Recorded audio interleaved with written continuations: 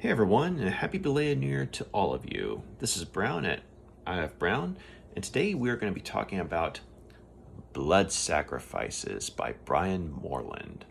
This was a collection of horror novellas that Brian Moreland put together, and it was written in 2021, and it consists of three works. First up we have The Witching House, which was written in 2013, as well as its prequel short story, The Girl from the Blood Coven, which was also written in 2013.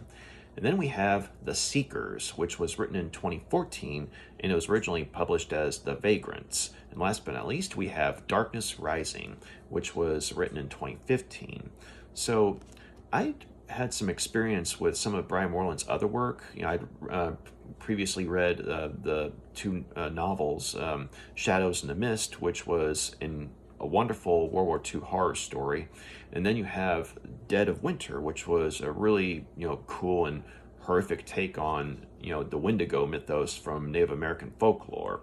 And both books I thought were good examples of historical horror fiction, in a sense that they took place in real environments at different points in history, but nonetheless, with a cast of well-rounded characters, the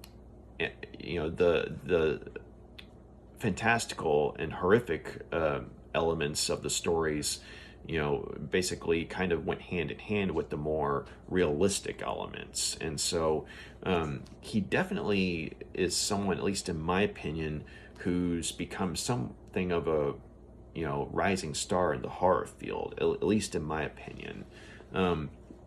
But when I found out that he had a collection of novellas on hand, I was interested, because anytime an author I like has a collection of short stories or novellas, I tend to get a feel for the type of range an author is capable of. When I look through, say, a collection of short stories or novellas, and plus I'm a sucker for the anthology format.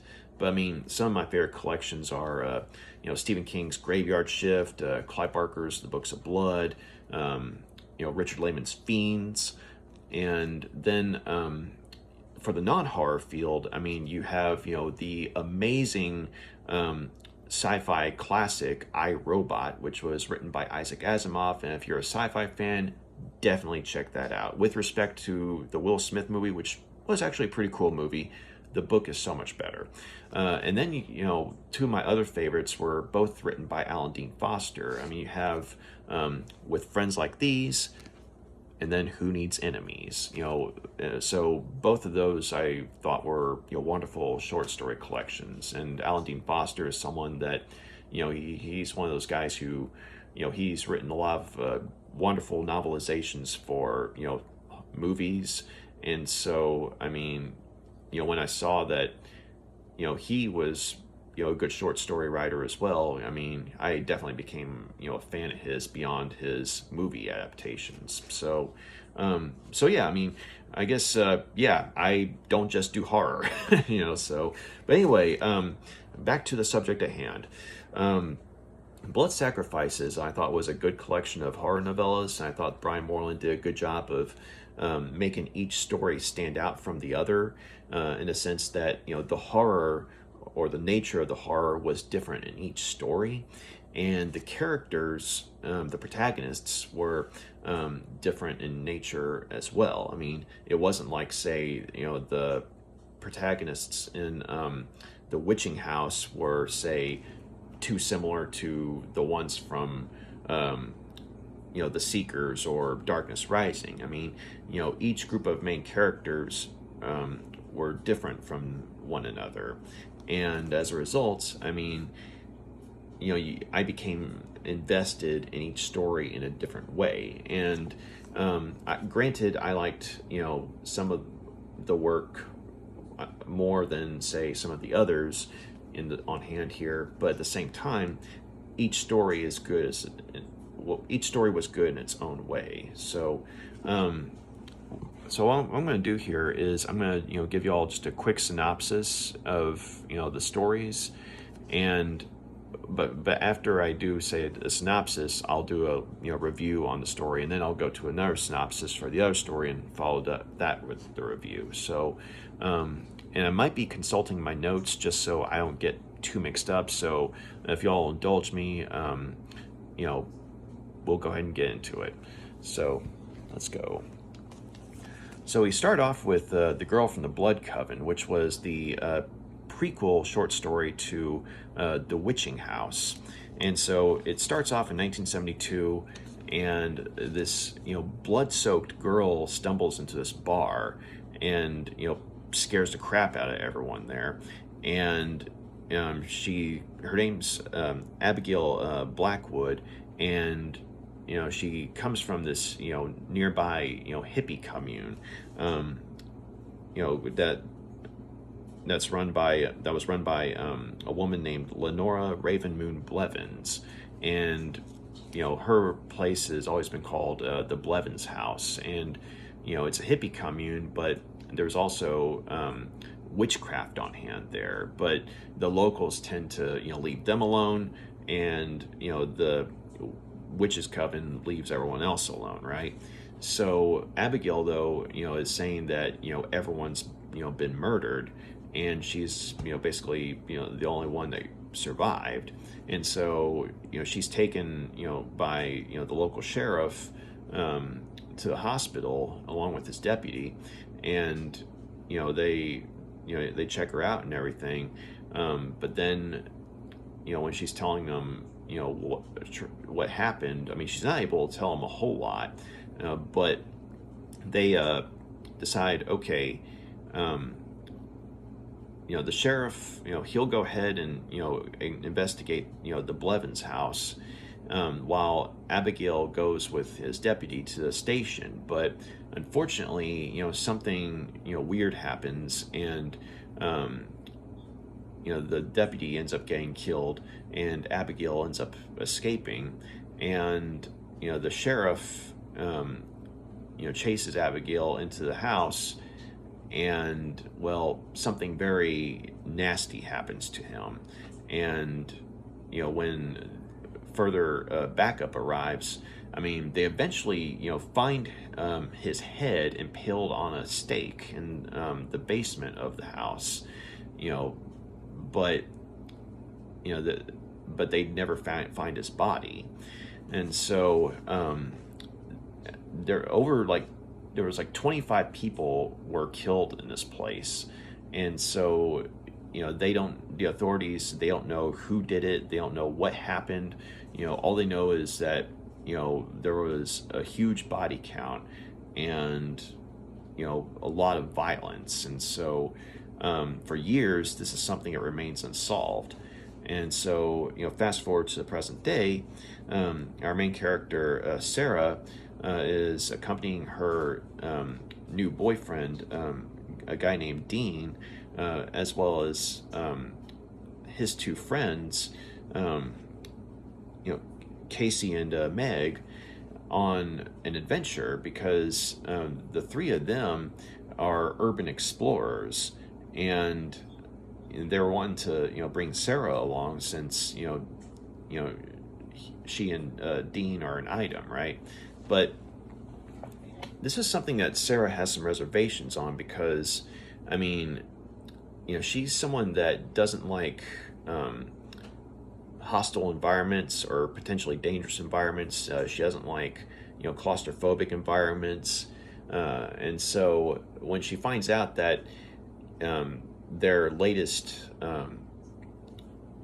trip is going to be the infamous Blevins house, I mean, she doesn't know anything about it at first, but when she is told about the bloody history there, basically she's very reluctant to go along with them on it. But Dean persuades her to join up with them, and say, hey, it'll all be fun, and it's not like they're going and stealing anything. They just go in, look around, take some pictures, and then they go. They leave everything else as it is. But so Sarah, she reluctantly goes with them, and you know, at first, I mean, it seems like things are proceeding as normal in a sense that, they're going in, they're checking things out, and their guide, Ronnie, is, showing them around, albeit, much faster than they'd like. But then, they find out the hard way that, whatever it was that killed all those people back in 1972 has not left the place, and it's got a hankering for human blood and flesh. So this was a story that I thought was, a good way to introduce the the book, in a sense that, it got things started, and kind of like the opening salvo.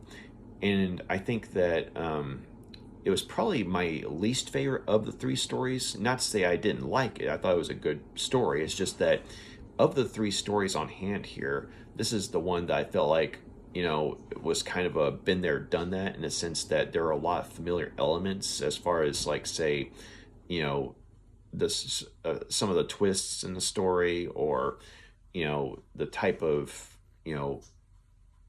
monster that's in the story as well.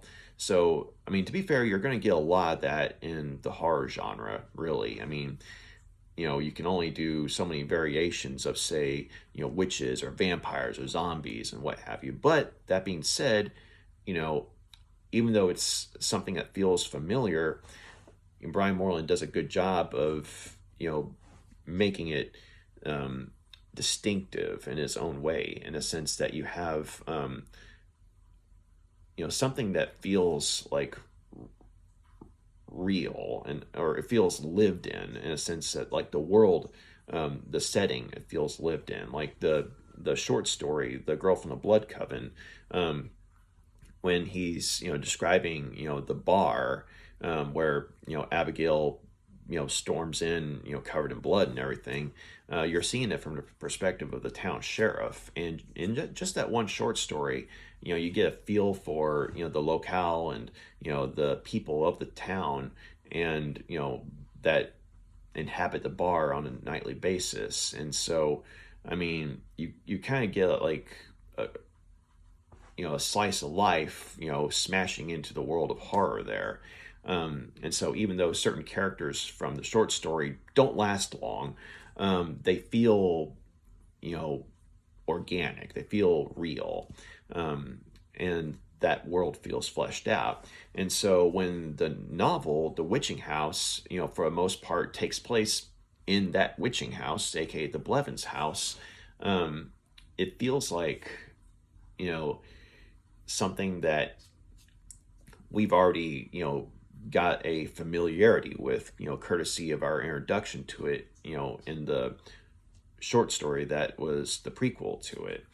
And I liked how, you have, this group of, four, characters who, you have a good feeling that, at least, half of them are going to buy the farm, by the end of the story. I mean, considering that, one, this is a horror story, and two, when you have 4 or 5 people, you have a good idea of, who's going to die first, that kind of thing.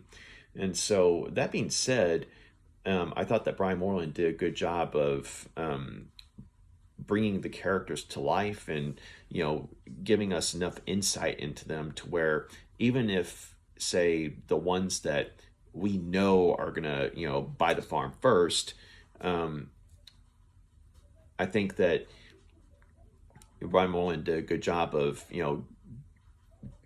giving us enough info about them and developing them enough to where it's like, when bad things do happen to them, it's kind of like, okay, we knew you were gonna die, but still, not a good way to go, and you're kind of like, you don't want them to die, but when they do die, you're kind of like, knew it was coming, but still, you feel it, that kind of thing. You're not just, some static teenager who's, doing something stupid, and bringing something on yourself, like, say, in a Friday the 13th movie or something like that, that kind of thing.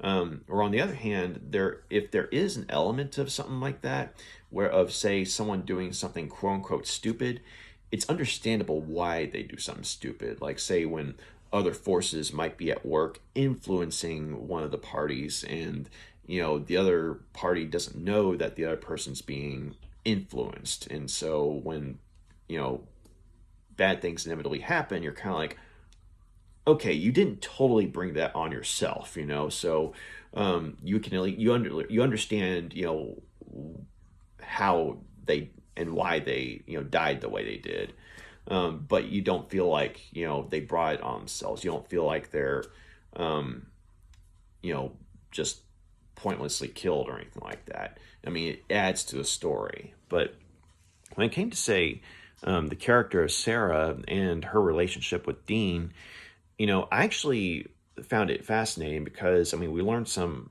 stuff about Sarah's prior relationship. She had a failed marriage, and, basically, the husband got to where he just, didn't care. Like, he wasn't abusive, but he just kind of became, you know, a, someone who was empty and, didn't put any effort into, the relationship at all, to a point where even though he wasn't abusive, I mean, it was just like, well, she may as well just be married to a zombie, that kind of thing. And so, 10 years together, then, they split. So when she meets Dean, I mean, Dean's a very adventurous guy. He's very much into the outdoors. He's taken her on all these, dates, to exciting places and what have you.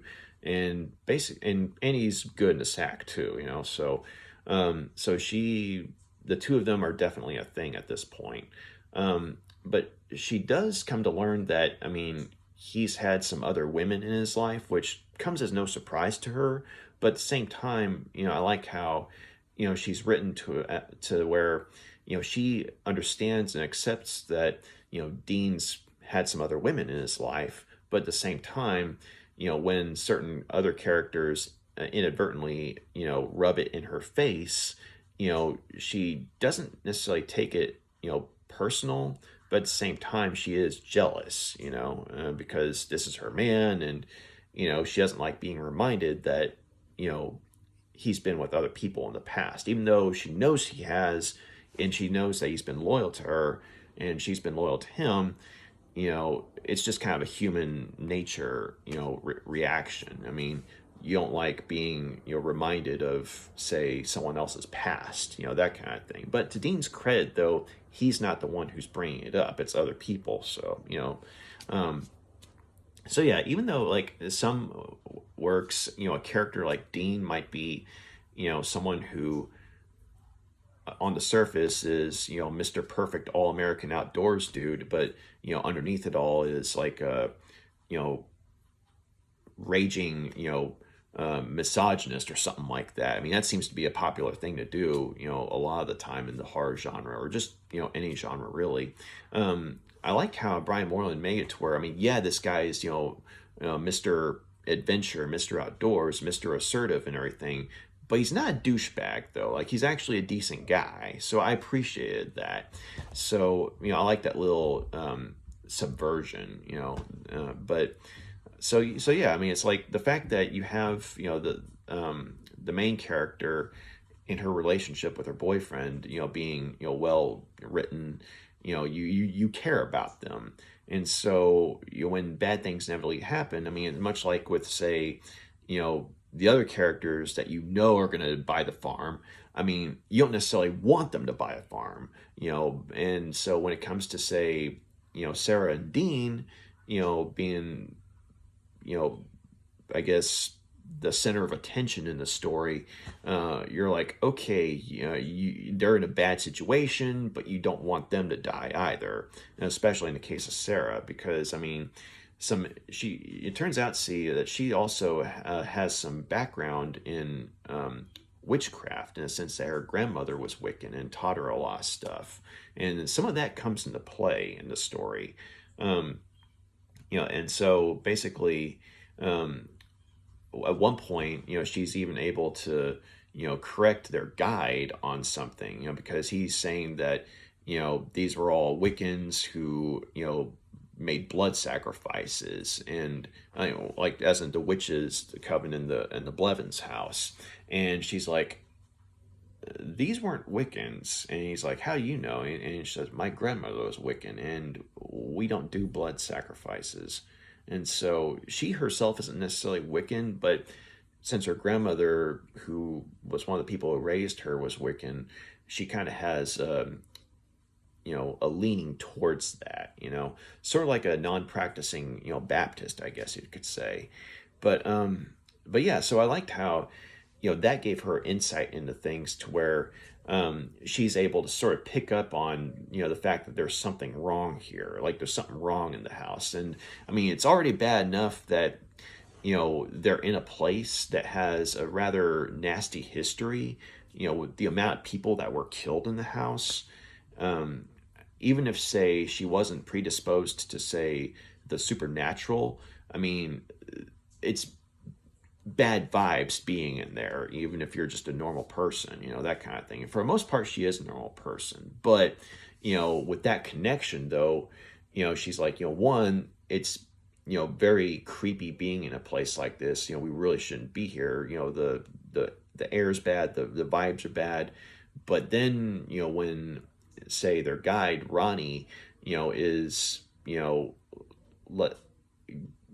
letting slip certain information that he's assuming no one's gonna ask him about or correct him on, that's kind of another thing that she picks up on, like there's something wrong with their guide, that kind of thing. Whereas everyone else is kind of like, oh, that's just Ronnie, he's all good, he's done these tours before and all that stuff. So yeah, and Ronnie turns out to be not such a good guy, and I'll just leave it at that. But so when it came to the horror, though, I liked how it was a blend of, say, you got your human evil, and then you have your supernatural evil. And in the case of, say, the witch, or I should say the witches, because I mean you have like you have just give me a second, I couldn't consult the notes. You have Lenora Ravenmoon Blevins, who was the head of the coven, and we get glimpses of her in a couple of flashbacks courtesy of Otis, who is a character who was in fact the one survivor of the massacre at the Blevins House back in 1972. And he was only 6 years old, but he was also mentally challenged, so he wasn't able to tell the authorities a whole lot that was able to help him or anything like that. But for years, though, since then, after he became an adult, he would come back to the Blevins house and bring, an offering to it, usually like a pig or something to feed it, because he knows that, what lurks in the Blevins house, that, came from, what happened to his mother at the hands of the, coven.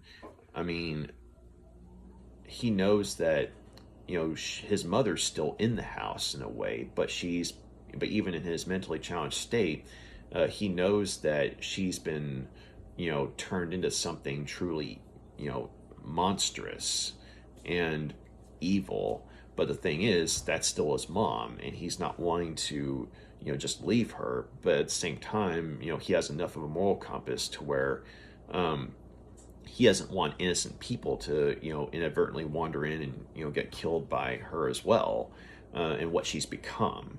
And so I liked, seeing that, because it was interesting, seeing things from a perspective of someone who is mentally challenged, someone that, even though they're a grown man, physically speaking, they're still a child in their mind, they're still that scared little boy. And I liked how, when it came to, say, the type of, monster that Lenora had become, I mean, it made sense within the context of, witchcraft and earth magic and what have you.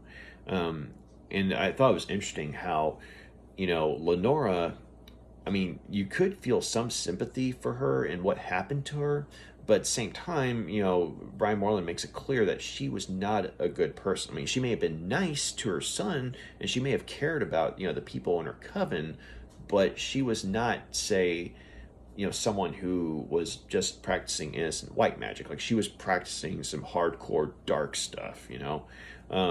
So she was trafficking with evil forces, and she knew what she was doing. But at the same time, though, you know, when her coven, like the people that she brought into her home and, you know, treated like family, gave them a place to live, you know, food to eat, and, you know, she taught them, you know, some of her magic.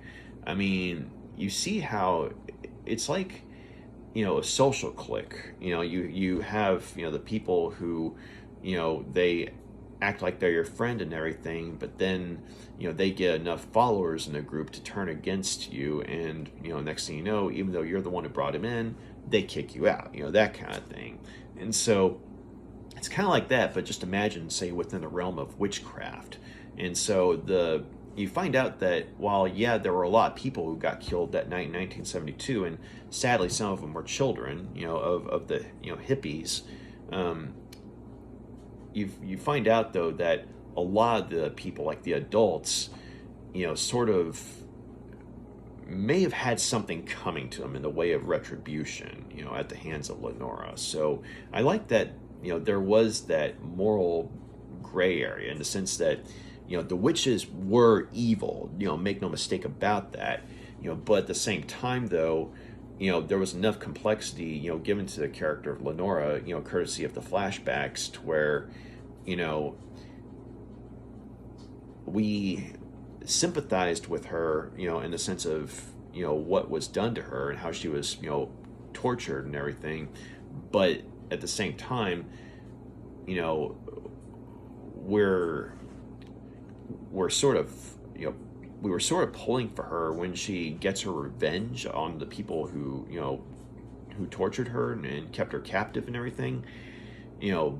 But at the same time, the fact that she's, you know, basically become this, you know, sort of, you know, force of nature that's, you know, bound to the house and everything, that's, you know, thirsty for blood. I mean, she's definitely a threat. So there is some humanity to her, but at the same time, that doesn't make her, you know, less of a threat for as far as what she's become. But on the other hand, though, when it comes to, say, like the character of Ronnie, who represents, I guess you could say, the more human side of evil in the story, as opposed to, say, the straight up supernatural, you know, evil. I mean, you know, he tends to be, I guess, you know, disturbing in his own way, because, you know, unlike Otis, who, I mean, as mentally challenged as he is, I mean, he's a decent enough person to where, you know, he knows what his mother's become, but he loves her too much to try and, say, destroy the house. But, you know, he tries to keep her fed with, you know, say, the blood of animals, or, you know, feed her, you know, literal pigs to her, instead of, say, you know, human victims, you know, like, say, you know, someone like Ronnie would do, you know, for, you know, the reasons that he has. So, you know, Ronnie was, you know, a character that was not a nice person, and it was in some ways, you know, just as, you know, scary, or if not scarier, than Lenora and, you know, the magic of, you know, the witches' coven and what have you. So, like I said, earlier, though, I do think that this kind of story's been done before.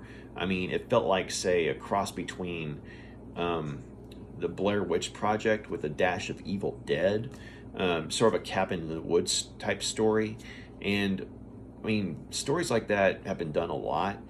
So you do have a sense of, you know, been there, done that. You know, also with the body count, you know, you can tell who's going to die first and what have you. But that being said, because it's as well written as it is, even though we've been on this journey before with other stories, you know, it's still a fun ride. And so I'm going to go ahead and give The Witching House, as well as its prequel short story, The Girl from the Blood Coven, 4 out of 5 stars. So that was the first offering. All right, next up, The Seekers. So something different. This is more, you know, of an urban story.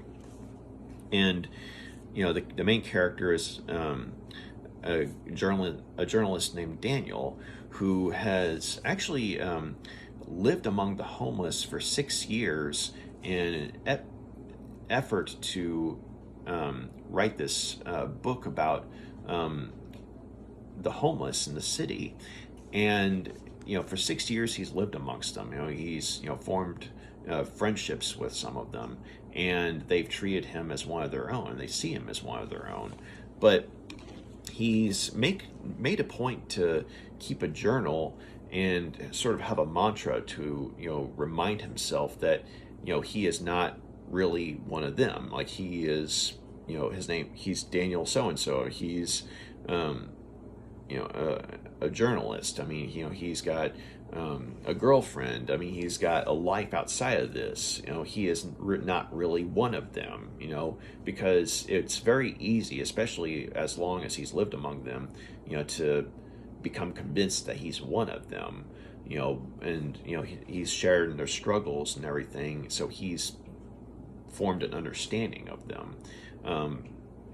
But there comes a point where this charismatic cult leader named Malachi comes into their encampment and basically preaches this dark gospel that to everyone else sounds like some sort of new age promise of heaven and what have you, but there's something dark about what he has to say, because the effect that he has on people, they literally just kind of flock to him like brainwashed zombies. Like, even some of the most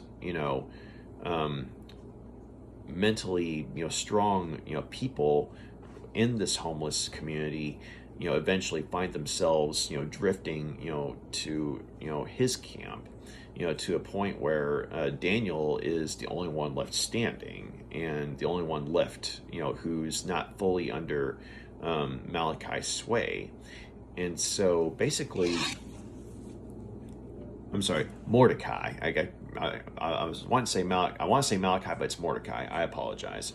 So Mordecai, though, I mean, he keeps preaching about how he can bring them all to true enlightenment, to the gods that he serves, and basically these ancient beings who were young before humanity even existed and things like that.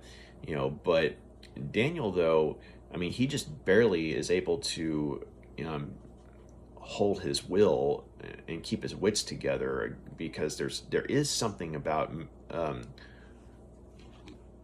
Mordecai's pull. I mean, there's definitely something there. He's not just he's not just someone who's doing a televangelist trick. Like, there's definitely something hypnotic about him.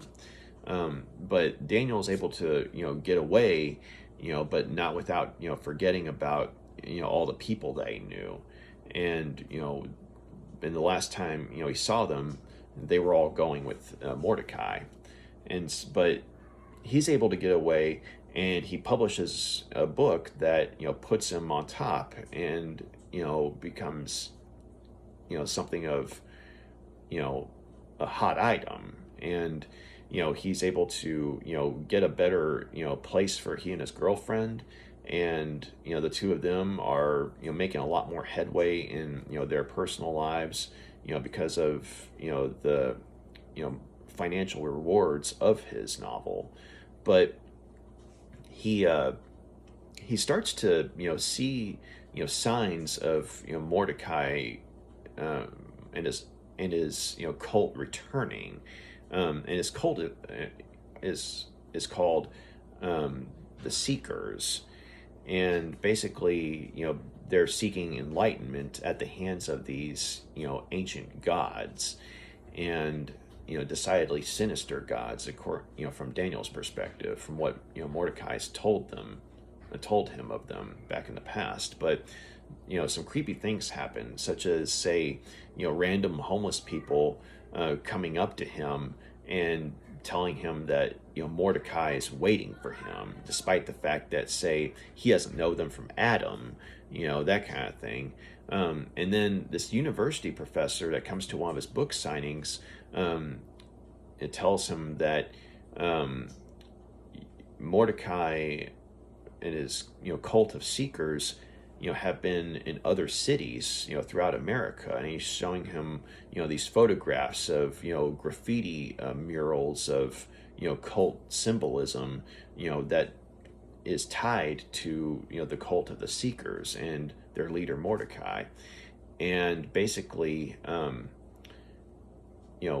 more that Daniel sees, the more he's convinced that Mordecai is coming back and is wanting to reclaim him, or bring him back into the fold, because he's the one who got away. But things get a little more complicated though when Daniel and his girlfriend go to see his father, who he wasn't on good terms with, but it's sort of an effort to reconcile. They go to visit his father, and they find out that his father is unfortunately in debt to the local Irish mob. And part of it is because his father had actually helped Daniel out financially over the years, because he was a struggling writer and he wasn't able to, say, land a consistent job as a journalist. Like, it was always, checks in the mail, that kind of thing. But, his father had, helped him through college and everything. But unfortunately, though, in doing so, he had gotten involved with, the Irish mob, which Daniel did not know about. And if he had, he would have been like, Dad, no, don't do this. I don't want you, doing that. But nonetheless, as his father did, and fortunately, they hurt his father rather badly, to the point where he's having to walk with a cast on his leg. So once they find out that the Irish mob's involved, Daniel's able to make contact with a couple of the members of the mob, and they bring him to their leader, who basically, the head of the Irish mob and in the city. And he basically makes Daniel a deal, and he tells him that they'll reduce his father's debt, and to where Daniel and his father can pay the debt off, because Daniel said, like, at this point in time, he only has a certain amount of money on him, and he was offering whatever he had, but it wasn't enough to cover the debt. But the head of the Irish mob is basically saying, I'll make a deal with you. You caught me in a good mood. And he's saying this right after having caved in this dude's skull with a golf club. I mean, he was playing golf on a guy's face. I mean, that tells you how sadistic this son of a gun is, right? But he makes a deal with Daniel. He says, there's this there's this building that I recently worked with some people to acquire, and basically these other parties are wanting to turn it in this derelict building into, say, like a condo or something like that for yuppies. And so but the thing is, a lot of homeless people are inhabiting it, and anytime anyone from the mob tries to get them to leave, they don't listen to them.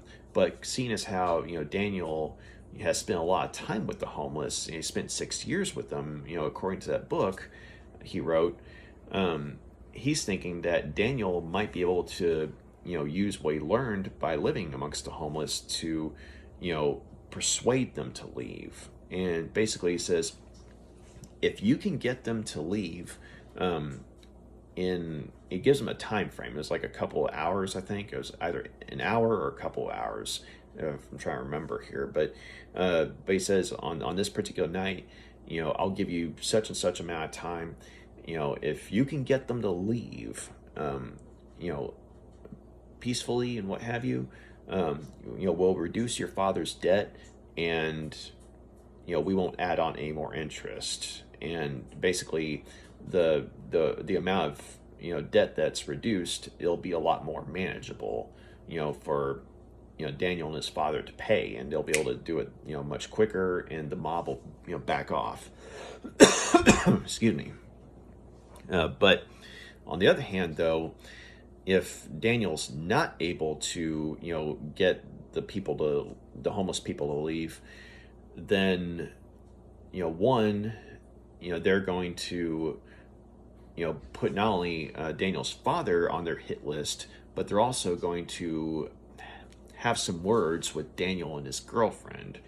And so, and they're also going to deal with the homeless in a less than compassionate way.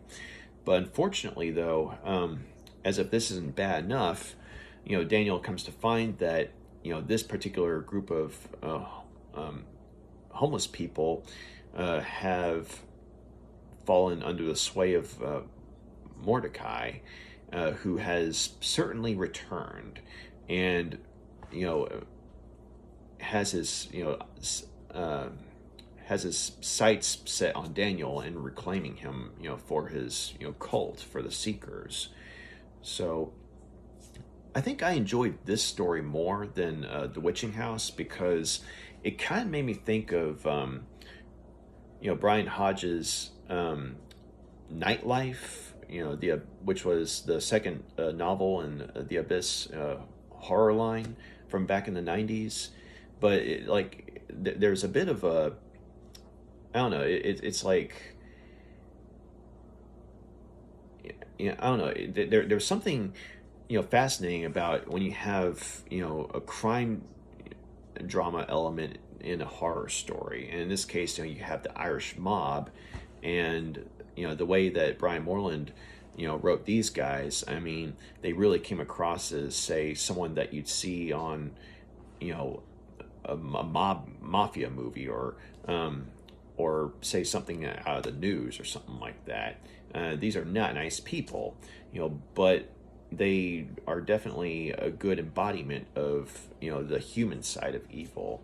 And when it came to, say, the supernatural side of things, I thought that there was something decidedly sinister about Mordecai, even before you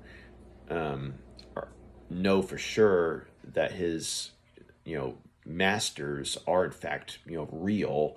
I mean, even when he's just at that point where he's possibly someone who's just hypnotically charismatic, there is something sinister about him.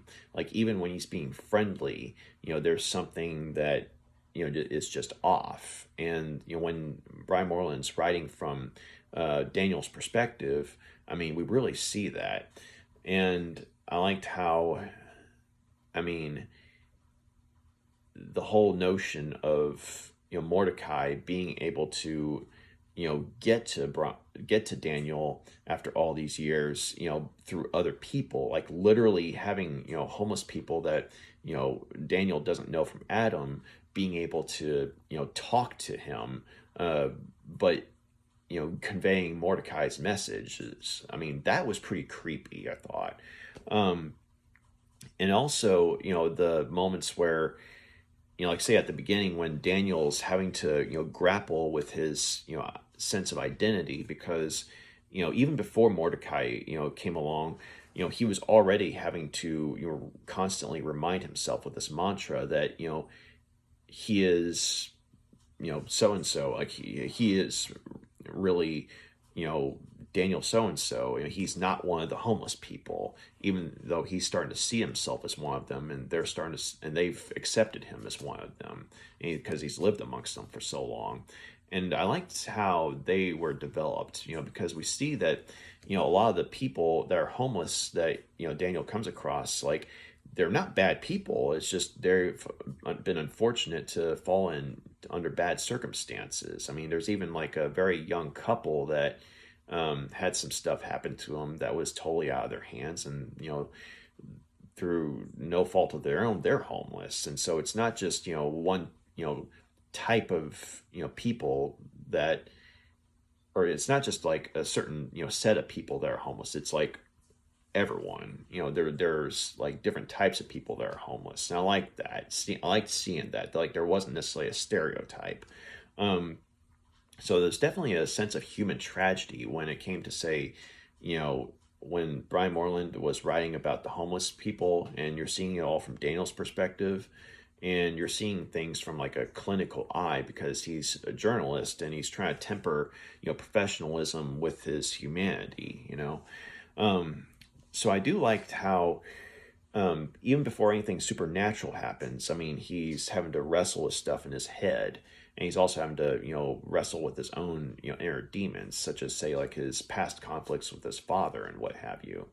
And then, of course, when the supernatural comes into play, I mean, things get a lot more horrifying for him because, he thought that, Mordecai was someone that he could just forget about. Like, I mean, yeah, he wrote about him in that book, but at the same time, as far as he knew, Mordecai had taken, his cult of seekers and left the city. But I mean, when he finds out that they're coming back, and also the fact that they've, been in other parts of America, I mean, when he finds out from this, university professor about that, I mean, that's probably one of the creepiest moments of the book, and nothing directly supernatural happens. It's just the two of them are in this tunnel, and the professor's showing him the graffiti murals of Mordecai and the Seekers, and there's just something very eerie about that, like finding out that the cult was as widespread as it is right underneath the city, but.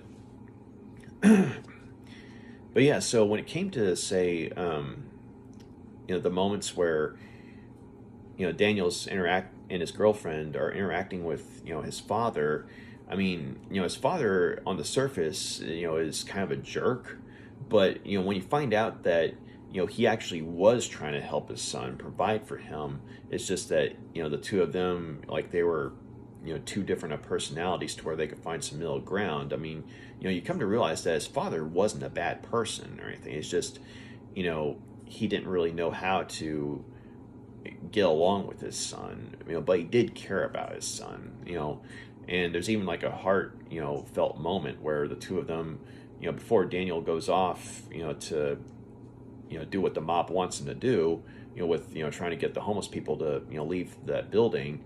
He and his father have this heartfelt conversation in his church, and his father basically tries to make up for things or just apologize for, how he's been to him over the years, and he gives him this, religious, medallion just, for luck, that kind of thing,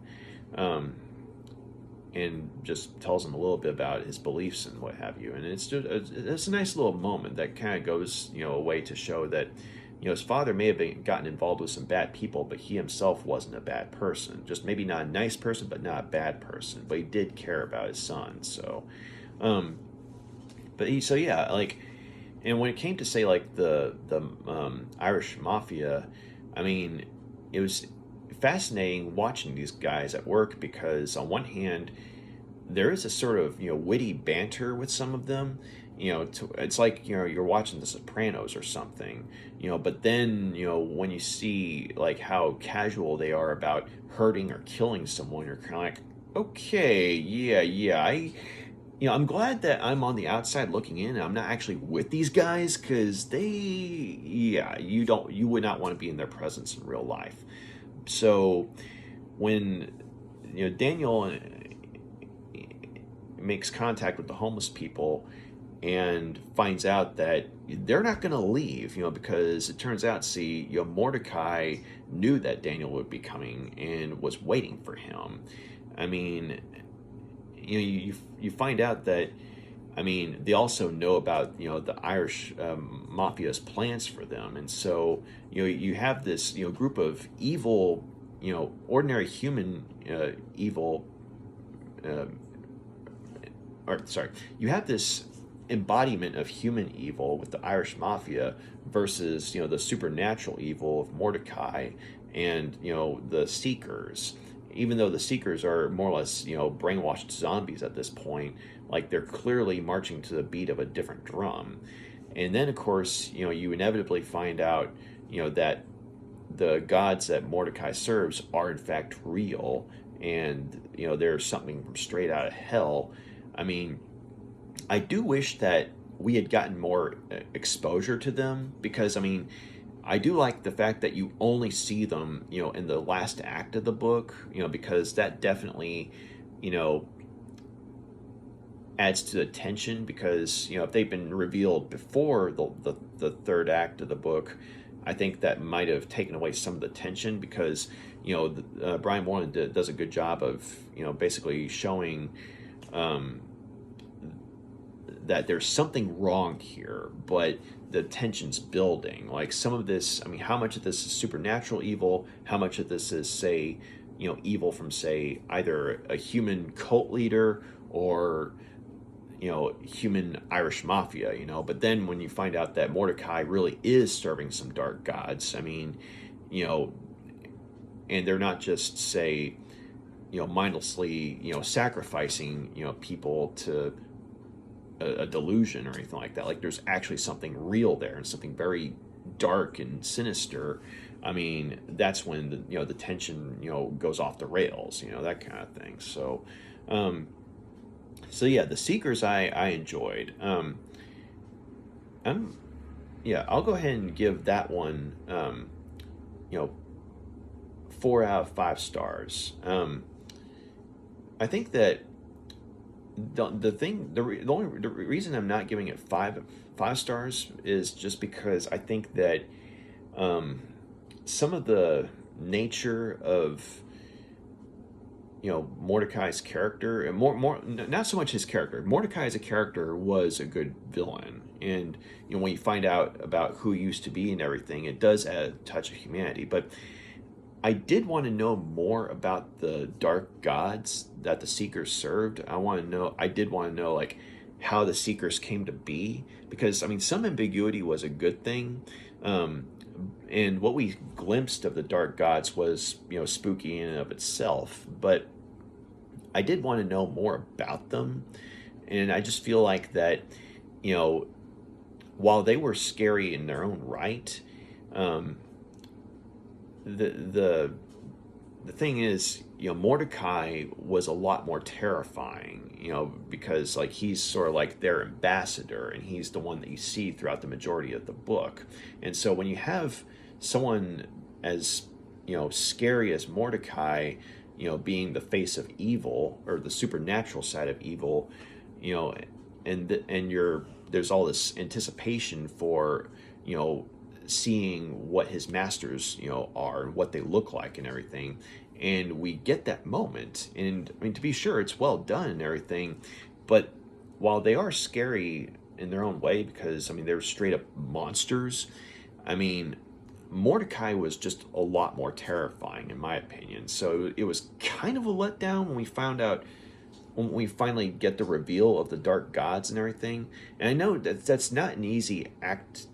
It's a delicate balancing act, because on one hand you want the Arbringer of these gods to be scary, and sure enough, said Arbringer is Arbringer.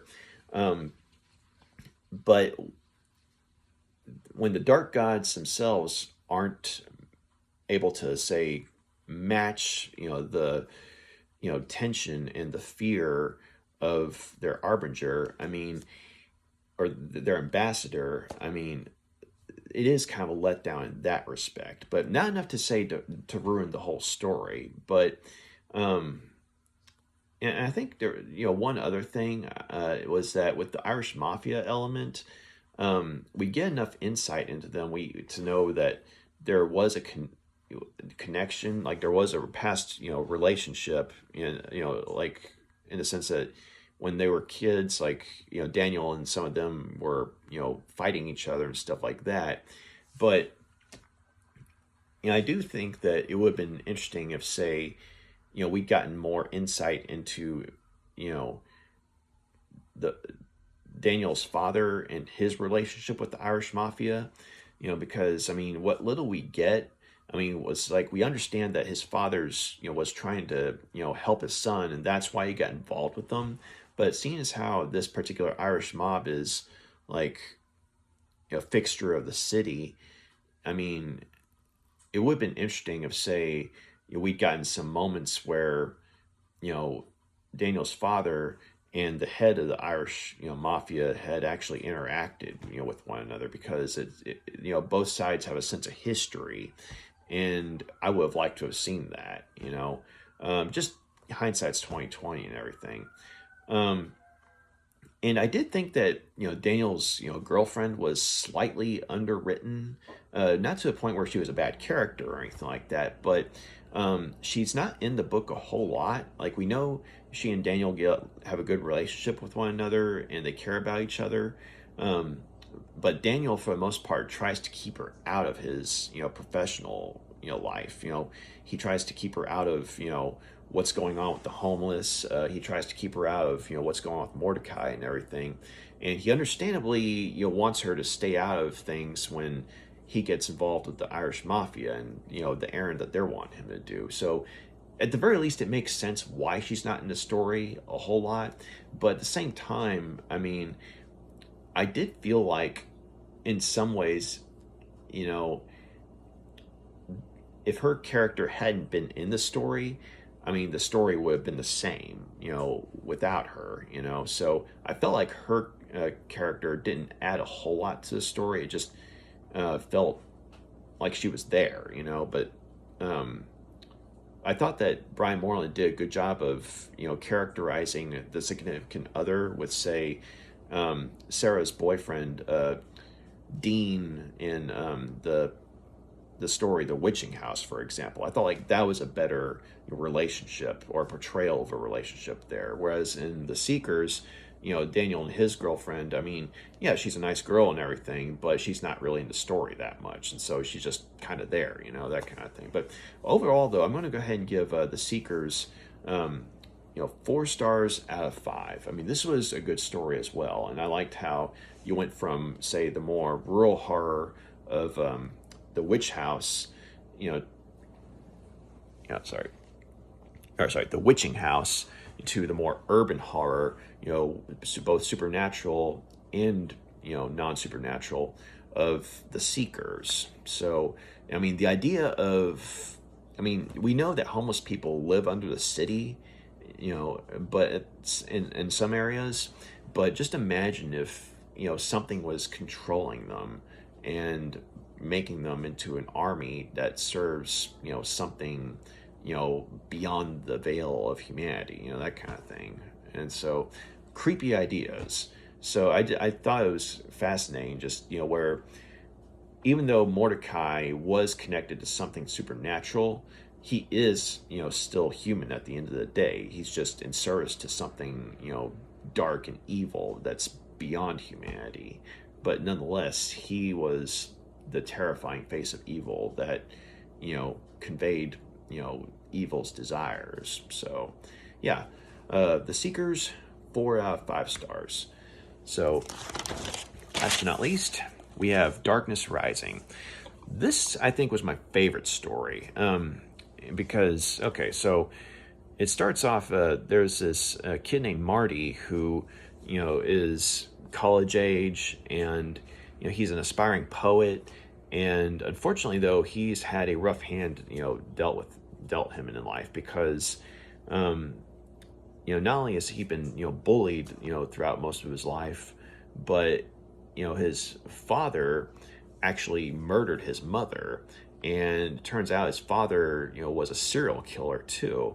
And so he's, got this darkness within him from, more or less birth. And he witnessed his mother being killed. And his mother, was someone that he loved dearly. But, throughout the years, I mean, other people have, tried to abuse him and what have you. But he's always been able to tap into this darkness and turn the tables on whoever's trying to hurt him. And so it's something that he tries to keep, locked up. But when push comes to shove, I mean, this darkness comes out, and he's able to literally overpower, whoever's, trying to, hurt him. And when he's in college, though, he has this friend of his, this girl named, sorry, give me a sec, Jennifer. And the two of them, they're in this class together, and he actually helps her with her papers and everything, but the two of them end up becoming really close, to a point where there's genuinely something of romantic attraction between the two of them. And so Marty, for the first time in years, is really happy about this. And I mean, a part of him saying that, oh, Jennifer's just using you because, she's trying to pass the class or something like that. But no, I mean, Jennifer actually likes him. And so, he decides to, go to this, spot, this, favorite lake of his. And he's come to see the lake itself as a friend, even though it's, a non-living thing. But he goes to it because, he and his mother would play there, when he was a child, and it was like one of the few happy childhood memories they had. And so he would come there to relax and decompress, but he also started to talk to the lake, as if it was a real living thing and a friend of his. And so he goes to this particular lake one evening to, tell it that, hey, I met someone, and, she really likes me, and there could be something there, and he's really happy about it and everything. But unfortunately, though, that particular evening, in that same lake, he falls into the path of 3 sadistic serial killers, and these are college age kids, but they're into the snuff film trade. And they've got quite a bit of work on their resume, and they're wanting to add Marty to it. And so they get him, and they're thinking he's just going to be another easy victim because a night or so before that, they brutally slaughtered this one couple in the woods, and filmed it all. And so they're thinking, Marty's going to be something similar. I mean, this is just, one, guy. I mean, and he's, a loner, freak, and all that stuff. But in the end, and when they see, the collection of poems that he's brought with them, because one of the things he liked to do was, he would read his poems to the lake, because he would always see the lake as his friend. Even though he's he's grown up since he was a kid, that was something that he liked to do. It brought him peace. It brought him comfort. And so when they're, when they have him captive and they've tortured him and what have you, they take his, collection of poems, and one of them, this girl, she starts mockingly reading them and ripping the poems out of his book and throwing them into the lake, because they get off on not only physical torture, but psychological torture as well. And they know that, this is something that, Marty really cares about, is something that's important to him. And they know that it hurts him because he took time to create something, and they just want to destroy it. And they want to see him, react in, anguish, while they destroy it, which will make their, physical torment of him that much more pleasurable. But that's when the dark side of Marty comes into play, and he sort of becomes like a different person almost, and he fights back against them, and to a point where he almost gets away. And I mean, he hurts a couple of them pretty badly, to a point where their camera's destroyed, and now they're all their work's gone, or at the very least for that night, like the film of it all. But unfortunately, though, I mean, as good a fight as Marty puts up, and as powerful as his dark side is making him, and as terrified as these 3 killers are by this sudden change of personality, well, there are still three of them and one of him, and he's butt-ass naked, and, well, they have knives, and yeah, you can kind of see how it goes. So Marty, sadly, is murdered by them. But that's not the end. Um, Marty finds himself being reborn as this sort of hybrid, creature that's humanoid, but made up of all the pages of poems that were ripped out of his book, and by his killers, and basically this darkness that was within him. Um, it comes out of the lake, like it was in him, but it re it, it makes him, it like it does something to his body, to where like his body is at the bottom of the lake, but all that darkness, though, it sort of reaches out, and because of Marty's like personal connection with the lake and how he's addressed it as a living thing all these years, there's like an interaction where it's like the darkness within him, plus this, psychological and spiritual attachment that he has to the lake, just sort of merge together, and plus all the poems that were ripped out of his book, are used to rebuild him, and so he's literally a walking, talking figure made up of paper and poetry, and this dark side of him, it has a personality now, and and he's remembering that he saw it as like, he has moments where he remembers talking to this dark side of himself, where he would allow it to take over so that way he could defend himself from people who were abusing him. And this dark side basically shows him this really terrifying perspective of the afterlife, and how there are these demonic creatures that are hunting for souls, but as long as this dark side personified is with him, they can see him but they won't hurt him, because this dark side is one of them. He's of their nature, but he wants to help Marty to get revenge on his killers, and so Marty proceeds to do so, and he goes after the killers, or his killers, as well as the ones that they work for. But he also goes after people who would routinely bully him in college, such as mean coworkers, or students who spread rumors about him and things like that, like knowingly lied about him and maliciously hurt him.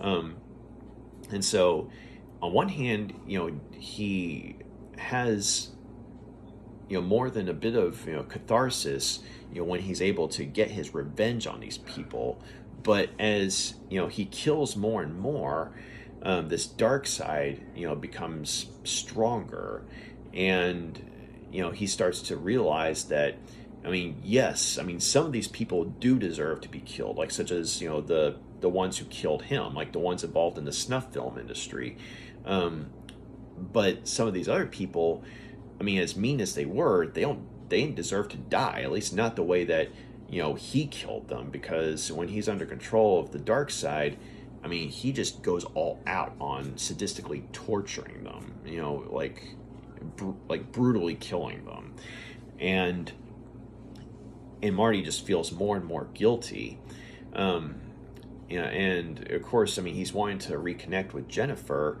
but and he's able to leave her some poems, some parting words for her, but he's too scared to make himself known to her, because he's worried that if she sees him, she'll freak out, because he's this golem of poetry, paper, and so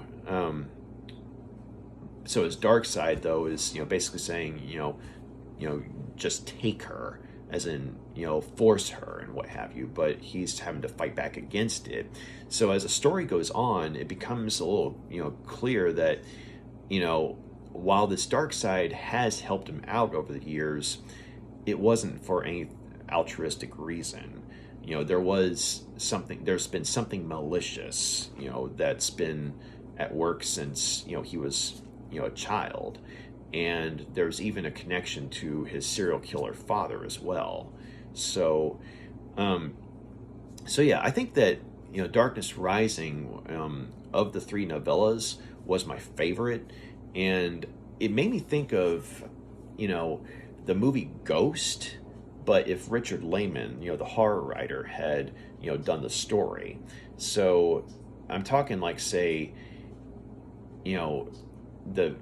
the human side of evil, like not so much the supernatural side of evil, but the human side. When it came to, say, the snuff film people, I mean, they were out and out terrifying when you saw just how, cruel they were, both, say from a psychological perspective as well as, physical torture as well. And that's where I felt like there was a Richard Lehman influence, in terms of, say, just how straight up evil these people were, and how sadistic they were. But at the same time, though, while there is a Richard Lehman feel to the proceedings, I do like how Brian Moreland, though, was able to make his own mark on it, in the sense that it was still his story, and there was still a very strong human element, because Marty is someone that has had a harsh hand dealt to him in his life, and we see how much abuse that he's endured, and we really come to feel sorry for him. But at the same time, we want him to triumph, whether it be, say, being able to have the courage to just talk to Jennifer, which is something that terrifies him. But when he's able to take that step, I mean, it's a very human moment. And so Marty is someone that, some people might, in other writers' hands, might be a stereotypical weirdo, but in Brian Moreland's hands, he's a weirdo, but he's someone who is undeniably human and relatable. Because, I mean, a lot of us, I think, have had some, form of, social anxiety or what have you, albeit for different reasons. And, with Marty, I mean, the struggle with it was very real. But of course, in his case, I mean, he's got a lot of baggage. I mean, with what happened with his family. And so he's having to put up with people that, they see that tragedy and they want to profit off of it. They want to use that to their advantage and things like that. And so he's had to deal with people like that for all his life. So we understand why he doesn't, want to open up to people. And we understand why, even as a young man, he still goes to the lake and treats it like a living thing, like it's a real person. It's his friend, because that's like the one place he felt safe, when he was, a kid. It's the one place he can still feel safe away from, everyone else. Because while, yes, Jennifer is at college and she's like an oasis for him, he is surrounded by people who just, bully him or shun him. And so it's like, okay, what do? Do you stay where, you're made unwelcome, or do you go to some place where, I mean, as far away as it is and as strange it is that you're going here, I mean, yeah, you're at home there. But so yeah, I mean, I really came to like Marty as a character, and when it came to, say, the moments where his dark side was, giving him the strength to fight back, I mean, I was cheering for him. I was like, there were several moments where I was like, yes, because, I mean, when he's fighting back against, the people who end up killing him, I mean, it's very cathartic, because these are really evil people that are used to their victims being,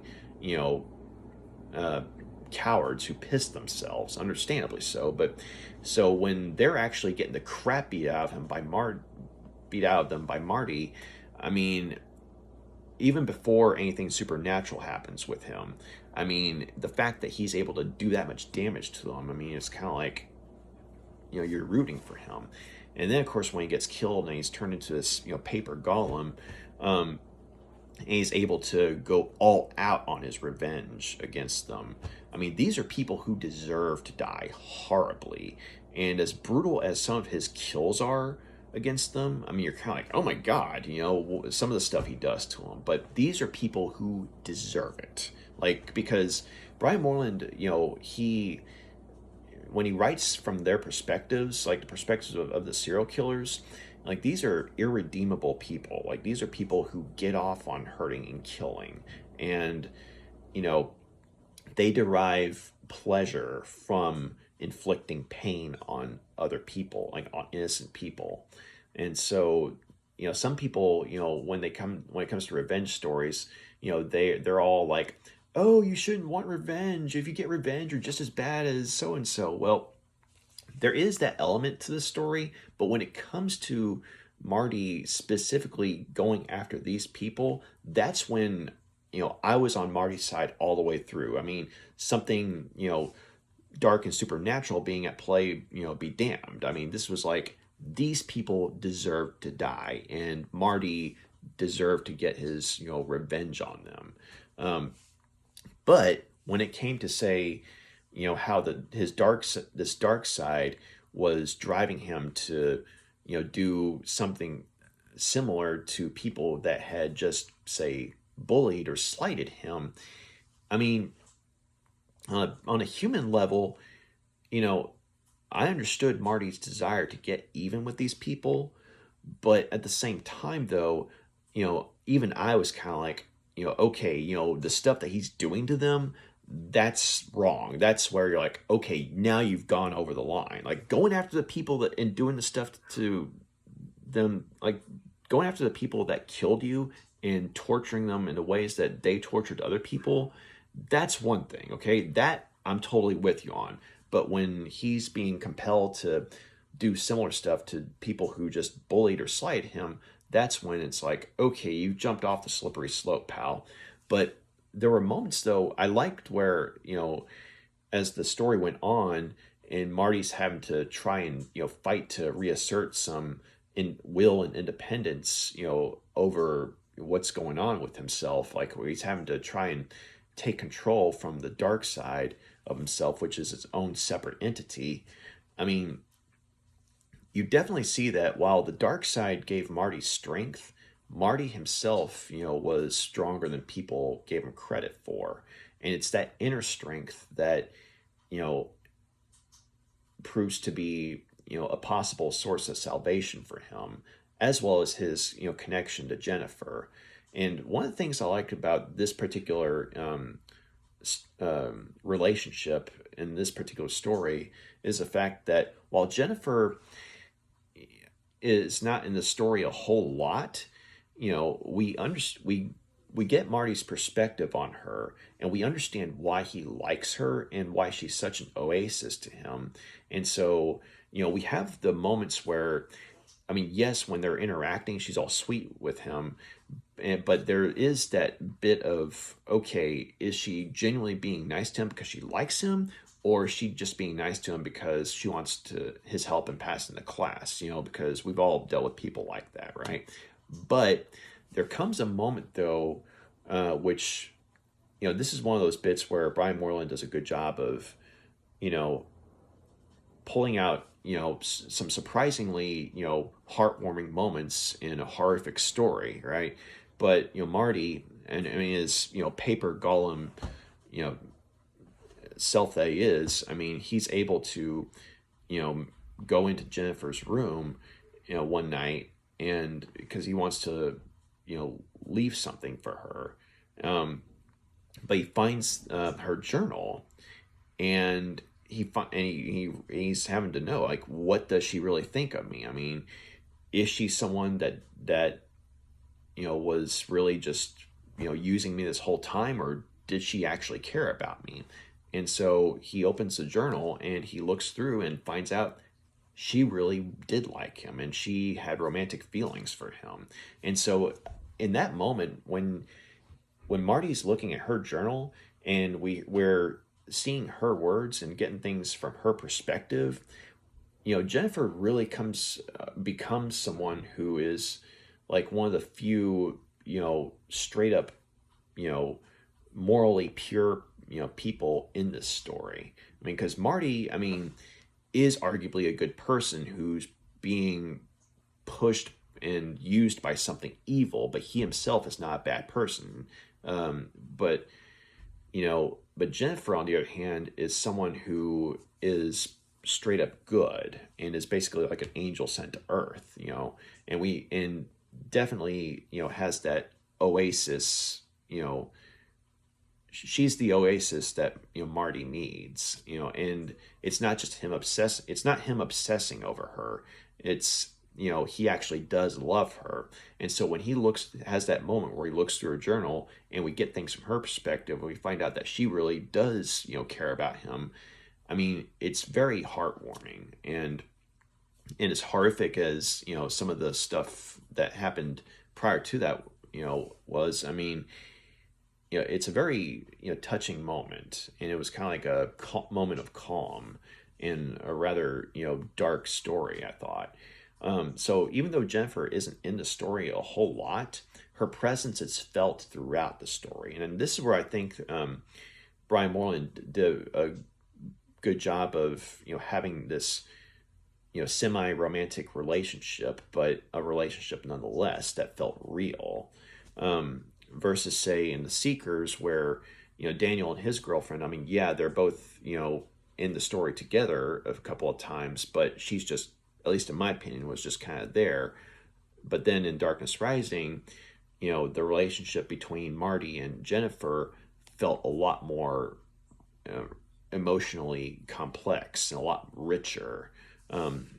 Not necessarily because they become lovers or anything like that, or there is a romantic connection to be sure, but, well, with him being killed and everything, that sort of puts a kibosh on the two of them hooking up and what have you. But I did like that relationship, and it definitely was one of the things that keeps Marty going, in a sense of being able to resist becoming totally possessed by his dark side. So, and when it came to, say, the dark side of Marty, I liked how, it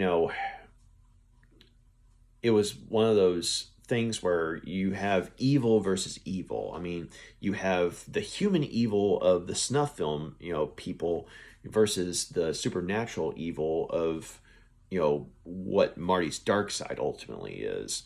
And when you find out how it's connected to all these, hellish forces and what have you, and how it came to be that way, I mean, it makes it all that more terrifying. But nonetheless, though, when it's him against, the people that killed him, it's like, who's worse? I mean, we know in the long run who's worse, but at the same time, we can't deny that by, this demonic, force going after, these truly evil people, we can't deny that the world's better off without, these people, without the snuff film people, So, but at the same time, we also realize that, okay, we don't want this, supernatural dark side of Marty to be the last one standing, because if you're the last one standing, well, the world's screwed, that kind of thing. Or at the very least, the people around you are screwed, because he's just going to,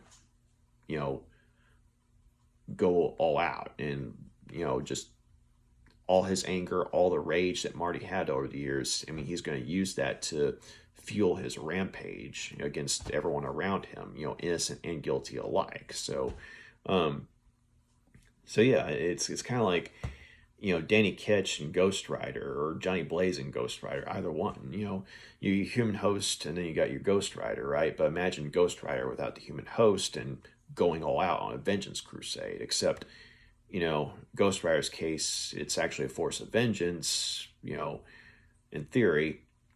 And in this case, in Darkness Rising, I mean, this is something that's pure evil, but is nonetheless a part of Marty, and therefore, in some way is controlled by Marty.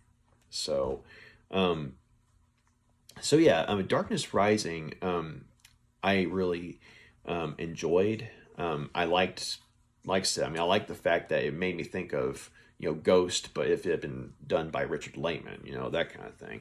And I liked how, you had once again, Brian Moreland does a good job of, showing the human evil and the supernatural evil. And I do think that in this case, there's just enough exposition given about the supernatural side of things, like as far as, the dark side of Marty and what it really is, as well as its connection to, more or less hell. And once you see these other, monsters and everything, it's like there's just enough information given about them to where, they are definitely terrifying. And we see how much of a threat in the long run that these forces represent. And so, you really have, two equally terrifying supernatural forces at work in the story. But in between, though, you have this, tragically flawed, protagonist that we're nonetheless rooting for the whole way. Whether it be him mustering up the nerve to, just talk to a pretty girl, or him, getting, the opportunity to fight back or get his revenge on those who killed him. So, yeah, I'm going to go ahead and give Darkness Rising 5 out of 5 stars. That was my favorite story, and in my opinion, it's the best story in this collection.